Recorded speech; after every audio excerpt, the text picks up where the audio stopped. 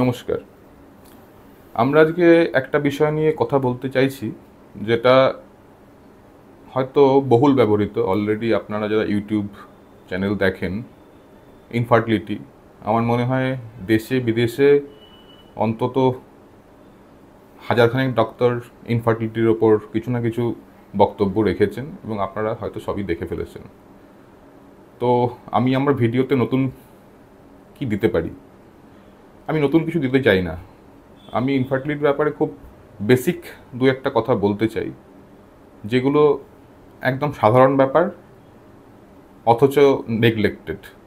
Infertility এক দম্পতির তখনই আমরা বলতে পারি যখন মনে করুন কোনো কন্ট্রাসেপশন ছাড়া হাজব্যান্ড ওয়াইফ নিজেরা সেক্সুয়ালি অ্যাক্টিভ, তারা 1 বছর অন্তত নিজেরা মেলামেশা করেছে, যেরকম স্বাভাবিক তাদের ফ্রিকোয়েন্সি সেইভাবেই করেছে, অথচ প্রেগনেন্সি হয়নি, তাদেরকে আমরা বলবো ইনফার্টিলিটি। সুতরাং কেউ যদি কোনো হেল্প চায় অথবা কোনো ডাক্তারকে পরামর্শ করে, তাহলে যদি ওয়াইফের বয়স 35 বা মোর দেন 35 হয় আর হাজব্যান্ডের বয়স 40 বা তার থেকে বেশি হয়, তখনই 1 বছরের আগে তারা কোনো ডক্টরকে কনসাল্ট করতে পারে। তার আগে এমনিতে কনসাল্ট করার অ্যাজ সাচ কোনো প্রয়োজন নেই, যদি তারা নিজেরা পার্টিকুলার কোনো পয়েন্ট বা কোনো ইস্যুস তাদের মনে হয় যে ইম্পর্ট্যান্ট। ইনফার্টিলিটি নিয়ে আমরা চিন্তাভাবনা করছি, কিন্তু আমরা যখন নিজেরা ভাবছি যে আমরা প্রেগনেন্সি চাই, তখন আমরা যে অ্যাডিকুয়েট সেক্সুয়াল ইন্টারাকশন অথবা ইন্টারকোর্স যেটা বলা হয়, সেটা আমরা ঠিকঠাক করছি কিনা সেটা নিয়ে আমরা অনেক সময়ই কনসার্ন থাকি না। আমরা বলি কি? আমরা বলি সপ্তাহে 2-3 দিন মেলামেশা করা উচিত to get pregnant over period of 6 months or 1 year. After that you will seek help. ঠিক আছে? তো আমরা যদি সেটা না করতে পারি, তাহলে তার আগেই আমরা কিছু অ্যাডভাইস সাজেশন কারো কাছ থেকে পেতে পারি। আমাদের যেই বেসিক ওয়ার্কআপগুলো সেগুলো তখন করতে পারি। কোনো ওয়ার্কআপ করার আগে আমরা প্রথমেই দু একটা লাইফস্টাইল ফ্যাক্টরস নিয়ে কথা বলতে চাই। আমার মনে হয় লাইফস্টাইল ফ্যাক্টরসের ইনফার্টিলিটির ওপর একটা বড় ভূমিকা রয়েছে। যেরকম স্মোকিং। আজকাল স্মোকিং মেয়েরাও করে, ছেলেরাও করে। সুতরাং হাজব্যান্ড ওয়াইফ দুজনেই স্মোকার হতে পারে, হাই পসিবিলিটি। স্মোকিং কিন্তু ইনফার্টিলিটির উপর একটা বড় ইম্প্যাক্ট, নেগেটিভ ইম্প্যাক্ট প্লে করে। সুতরাং যদি কেউ স্মোকার হন, তাহলে চেষ্টা করুন সেটা কুইট করতে অথবা মিনিমাম রাখতে। এছাড়া আছে অ্যালকোহল। অ্যালকোহল অল্প পরিমাণে নিলে হয়তো তার অত ইম্প্যাক্ট নাও হতে পারে, কিন্তু অনেকেই আছেন রেগুলার ড্রিঙ্কার বা বিঞ্জ ড্রিঙ্কার, তাদের চেষ্টা করা উচিত সেটাও মিনিমাম রাখার জন্য।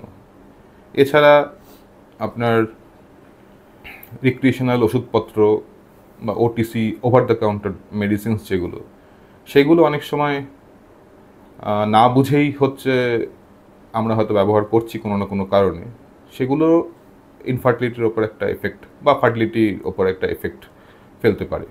সুতরাং সেইগুলো ইউজ করার আগে অবশ্যই চিন্তাভাবনা করা উচিত। এছাড়া ওবেসিটিটা প্রাইমারিলি ফিমেল ফ্যাক্টর এর ওপর বেশি ইম্প্যাক্ট পড়ে। Obesity or low body weight বা থিন বিল্ড যারা, তাদের জন্য ওভুলেশন ইত্যাদির সমস্যা দেখা যায়। আরেকটা টাইট আন্ডারওয়্যারটা ফিমেলদের জন্য নয়, মেলদের জন্য ইম্পর্টেন্ট ফ্যাক্টর। টাইট আন্ডারওয়্যার পরার ফলে যেটা হয়, স্ক্রোটামের নর্মাল টেম্পারেচার যেই রকম থাকা উচিত, যেটা কোর বডি টেম্পারেচারের থেকে একটু কম থাকে, সেটা মেনটেন হয় না, টেম্পারেচার বেশি হয়, তাহলে স্পার্মাটোজেনেসিস হ্যাম্পার্ড হয়। সেই জন্যে স্পার্ম কাউন্ট কম হতে পারে, মোটিলিটি কম হতে পারে। সুতরাং এই জিনিসগুলো জেনারেল হেলথ মেজার বা লাইফস্টাইল ফ্যাক্টর, যেগুলোকে আমরা চেঞ্জ করতে পারি বিফোর সিকিং হেল্প। এবার ফিমেল পার্ট বা ওয়াইফের বয়স 35 বা তার থেকে বেশি হলে, আর হাজব্যান্ডের বয়স 40 বা তার থেকে বেশি হলে, আমরা রাফলি ধরতে পারি যে এই সময়টায় যদি কনসেপশন না হয় over a period of 1 year of unprotected sexual intercourse, তাহলে আমাদের হেল্প নেওয়া উচিত। তা যখন আমরা কোনো ফার্টিলিটি কনসালটেন্টের কাছে কাউকে অ্যাডভাইস করি যাওয়ার জন্য, তো তিনি প্রথমে কি করবেন, প্রথমে একদম বেসিক কিছু অ্যাডভাইসেস বলবেন, যেটা আমি প্রথমেই বললাম যে হচ্ছে assurance. Assurance is the most important and foremost thing to be advised. কারণ হচ্ছে এত রকম অ্যাংজাইটি রিগার্ডিং প্রেগনেন্সি থাকে যে তারা নিজেরা ঠিকঠাক ট্রাই করতে পারে না। একটা সোশ্যাল ফ্যামিলিয়ার প্রেশার থাকে যে প্রেগনেন্সি আসছে না, সেটা একটা নেগেটিভ ইম্প্যাক্ট পড়ে। সে কারণে যতটুকু সেক্সুয়াল ইন্টারাকশন ছিল সেটা হয়তো আরও কমে যাচ্ছে, নিজেদের মধ্যে মন কষাকষি হচ্ছে, বিভিন্ন ব্যাপারে কনফ্লিক্ট তৈরি হচ্ছে, আরও নিজেদের ডিস্টেন্স তৈরি হচ্ছে। সেই জন্য আরও আমাদের অ্যাডভাইস সেরকম হওয়া উচিত যে আমরা আরও ফোকাসড ওয়েতে সেই প্ল্যানিংগুলো করতে পারি। তো আমরা প্রথমে কিছু বেসিক ওয়ার্কআপ করি, যেমন হাজব্যান্ডের semen analysis, that is the first investigations to be done. কারণ দেখা গেছে যে ইন জেনারেল ইনফার্টিলিটির ইস্যুস নিয়ে আমরা চিন্তা ভাবনা করলে সবারই মাথায় আসে যে ওয়াইফ বা female counter part is more responsible. তো তাকে নিয়ে এত ওয়ার্কআপ করা উচিত, তার বিভিন্ন স্টাডিজ, হরমোন টেস্ট ইত্যাদি করুন। তা হাজব্যান্ড সেখান থেকে হয়তো নিষ্কৃতি পেয়ে যাচ্ছে, কিন্তু ব্যাপারটা তা নয়। আমরা যদি একটি test to start with, that will be the সিমেন analysis. কারণ সেটা হচ্ছে, সেটায় কোনো সমস্যা ধরা পড়লে সেটার ডেফিনিটিভ ট্রিটমেন্টস খুব স্পেসিফিক। সেই জন্য সিমেন অ্যানালিসিসের কোনো অ্যাবনর্মালিটিস থাকলে সেটা ট্রিটমেন্ট করাটা অনেক ফোকাসড হতে করা যায়। সিমেন অ্যানালিসিসের পরে আমরা দেখি হচ্ছে ওভুলেশন ঠিকঠাক হচ্ছে কিনা। ওভুলেশন ঠিকঠাক হচ্ছে কিনা ওয়াইফের, সেটা চেক করার সহজতম উপায় হচ্ছে তার হিস্ট্রি থেকে। যদি কারো মেনস্ট্রুয়েশন রেগুলার হয়, ধরুন যার যেরকম cycle 2 days 3 days or 5 days, সেটা একটা regular particular way 28-30 days cycle হতে পারে। যদি হয় তাহলে মোরাললেস ধরা যেতে পারে তার ওভুলেশন হয়। যদি এই দিনগুলো ভ্যারি করে, দিনগুলো যদি কমে অথবা বাড়ে, তাহলে ওভুলেশন অ্যাবনর্মাল হওয়ার চান্স বা ইরেগুলার ওভুলেশনের চান্স থাকে। সেটা আমরা চেক করব। সেটা আমরা কি করে চেক করব? আমরা ফলিকুলার স্টাডি করি। ওভুলেশনের কাছাকাছি সময়ে হচ্ছে আমরা টিভিএস করে দেখি যে ওভুলেশন হলো কি হলো না, বা হওয়ার মতো কন্ডিশনে আছে কি না। এটা একটা ব্যাপার। আর একটা হচ্ছে ওভারিয়ান রিজার্ভ টেস্টিং করি। আমরা একদম পিরিয়ডসের প্রথম দিকে 2 দিন 3 দিন বা 4 দিন সময়ে ফলিকুলার স্টাডির জায়গায় টিভিএস করে দেখি যে দুদিকের ওভারিতে কতগুলো বেসিক ফলিকল, যেগুলো ছোটো ছোটো ফলিকল, অ্যান্ট্রাল ফলিকল, সেগুলো কতটা আছে। তার একটা সার্টেন নাম্বার থাকে, সেই নাম্বারের থেকে কম বা বেশি হলে ওভুলেশন প্রবলেমস হতে পারে। কম হলে বোঝা যায় যে সেটা একটু ওভারিয়ান ফাংশন ইজ পোর, মানে হচ্ছে ওভারি ভালো করে পারফর্ম করতে পারছে না, মানে বয়স্ক হয়ে গেছে, ওভারি বয়স হয়ে গেছে। সেটা সেই ফিমেল কাউন্টার পার্টের বয়স যাই হোক না কেন, ওভারি ইজ এজেড। আর যদি ওভারিতে ফলিকলস নাম্বার আর সার্টেন নাম্বারের থেকে বেশি থাকে, তাহলে বোঝা যাবে সেটা হাইপার ফাংশনিং অথবা অ্যাভারেজ ফাংশনিং, যেরকম পলিসিস্টিক ওভারিয়ান সিনড্রোমে হয়, সেটা হওয়ার চান্স আছে। তার সঙ্গে আমরা একটা হরমোনাল স্টাডিও করি, যেটা ওভারিয়ান রিজার্ভ দেখে। এটা গেল 2 নম্বর। আর 3 নম্বর, হয়তো আমরা সবসময় প্রথম 1-2 ভিজিটেই হয়তো সাজেস্ট করি না, কিন্তু after certain time we usually suggest to go through a tubal check, tubal patency check for the fallopian tubes, HSG বা হিস্টেরোস্যালপিঙ্গোগ্রাম দিয়ে। সেটাতে দেখা যায় ইউটেরাসের ক্যাভিটি কীরকম রয়েছে, দুদিকের ফ্যালোপিয়ান টিউবসগুলো পেটেন্ট আছে কিনা। তাহলে আমাদের প্রিরিকুইজিট কি to get a pregnancy? Good semen report, regular ovulation, আর হচ্ছে patent fallopian tubes, coupled with regular unprotected sexual intercourse.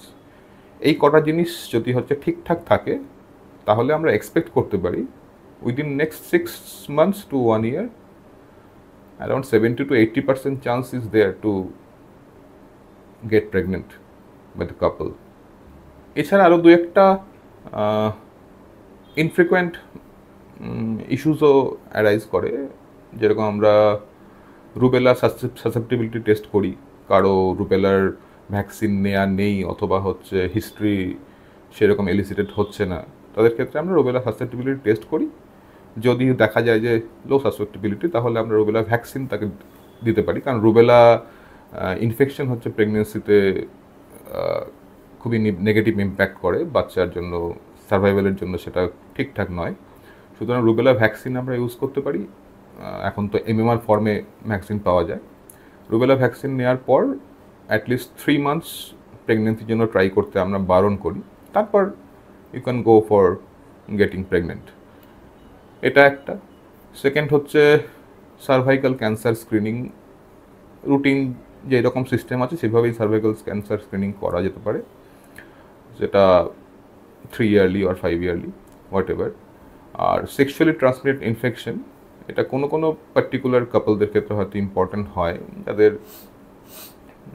Maybe multiple sexual partners ইত্যাদি আছে, বা আনপ্রোটেক্টেড সেক্সুয়াল ইন্টারকোর্স, আনহাইজিনিক সিস্টেমে হয়তো আছে, তাদের ক্ষেত্রে হয়তো এটা ইউজফুল হতে পারে। এগুলো পার্টিকুলার কিছু টেস্ট, এগুলো হয়তো সবার জন্য নয়। তাহলে আমাদের অ্যাপ্রোচটা কী হবে? আমাদের অ্যাপ্রোচটা তাহলে ইনিশিয়াল অ্যাসিওরেন্স তো বললামই আমি, তারপর বেসিক মিনিমাল ইনভেস্টিগেশনস, যে 3টে ইনভেস্টিগেশনস আমি বললাম সেগুলো। এরপর যদি সেগুলো ঠিকঠাক থাকে তাহলে আমরা বলবো ট্রাই করুন আপনারা নিজেরা।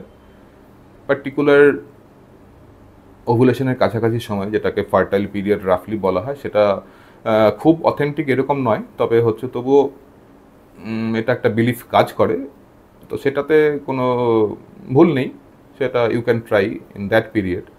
তারপর 3 থেকে 6 মাস অন্তত আমরা উইদাউট এনি মেডিসিন অথবা একটু ফলিক অ্যাসিড বা ওভুলেশন ইন্ডাকশনের সামান্য ওষুধপত্র দিয়ে ট্রাই করতে বলার পর আফটার 6 মান্থ যদি প্রেগনেন্সি না আসে, তাহলে আমরা নেক্সট স্টেপে, মানে হায়ারার্কিতে সেকেন্ড স্টেপ সেটাতে আমরা যেতে পারি।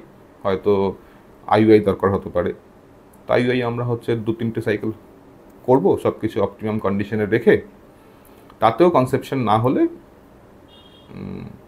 the couple should wait for another few months if they want. তারপর আমরা নেক্সট স্টেপ, যদি আইভিএফ দরকার হয় আইভিএফের জন্য তাকে সাজেস্ট করতে পারি। এই হলো রাফলি একদম basic concept of approach of fertility issues. নমস্কার।